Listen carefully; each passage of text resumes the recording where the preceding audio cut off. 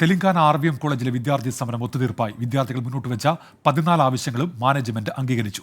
മുഖ്യമന്ത്രി പിണറായി വിജയൻ നിയോഗിച്ച സംഘവും മലയാളി അസോസിയേഷൻ ഭാരവാഹികളും മാനേജ്മെന്റുമായി നടത്തിയ ചർച്ചയിലാണ് പ്രശ്നപരിഹാരം. 24 ഇംപാക്ട് മനേഷ് മൂർത്തിയുണ്ട് വിശദാംശങ്ങളുമായി. ഇപ്പോൾ മനേഷ്, എന്തൊക്കെയാണ് വിശദാംശങ്ങൾ?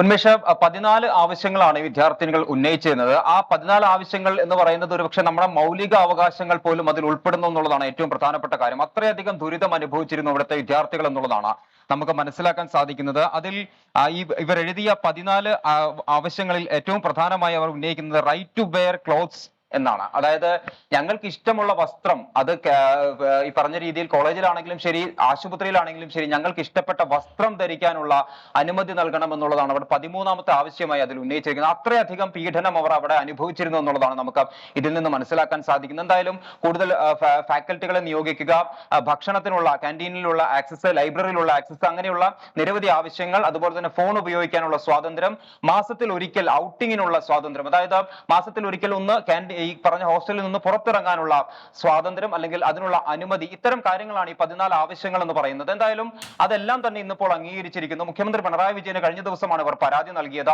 ആ പരാതിയുടെ അടിസ്ഥാനത്തിൽ മുഖ്യമന്ത്രി നിയോഗിച്ച ഒരു സമിതി, ലോക കേരള സഭയിലെ അംഗങ്ങൾ, അതുപോലെ തന്നെ മലയാളി അസോസിയേഷൻ ഭാരവാഹികൾ, മാധ്യമ പ്രവർത്തകർ, അങ്ങനെ എല്ലാവരും ചേർന്നാണ് ഇന്നിപ്പോൾ ഈ പറഞ്ഞ രീതിയിൽ മാനേജ്മെന്റുമായി ഇവർ ചർച്ച നടത്തിയത്.